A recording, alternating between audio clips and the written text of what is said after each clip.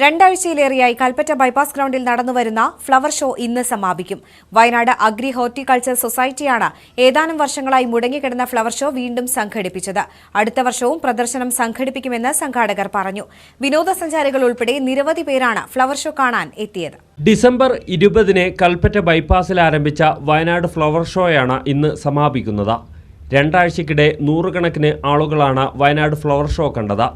ജില്ലയിലേക്കെത്തുന്ന ഭൂരിഭാഗം വിനോദസഞ്ചാരികളും ഇവിടെ സന്ദർശനം നടത്തിയിരുന്നു. പുഷ്പഫല പ്രദർശനം, ജലധാര, സ്റ്റാളുകൾ, അമ്യൂസ്മെന്റ് പാർക്ക് തുടങ്ങി നിരവധി കാഴ്ചകളാണ് ഒരുക്കിയിരുന്നത്. ഈ വയനാട് ഫ്ലവർ ഷോ മുടങ്ങിക്കിടക്കുകയായിരുന്നല്ലോ, അതിനെ ഒന്ന് പുനരുജ്ജീവിപ്പിക്കുക എന്നുള്ളതാണ് ഞങ്ങളുടെ ഏറ്റവും വലിയ ദൗത്യം. അത് 100% ഞങ്ങൾക്ക് വീഴ്ചയെന്ന് ഞങ്ങൾക്ക് ധൈര്യമായിട്ട് പറയുകയാണ്.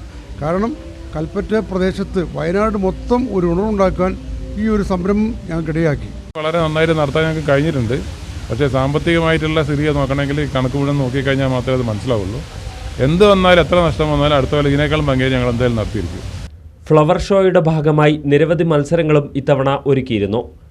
Flower arrangement, vegetable and fruit carving, cut flower arrangement, പുഞ്ചിരി മത്സരം, മൈലാഞ്ചിയിടൽ മത്സരം, പാചക മത്സരം, smart boy and smart girl മത്സരം എന്നിവയും മത്സരാർത്ഥികളുടെ പങ്കാളിത്തം കൊണ്ട് ശ്രദ്ധേയമായിരുന്നു.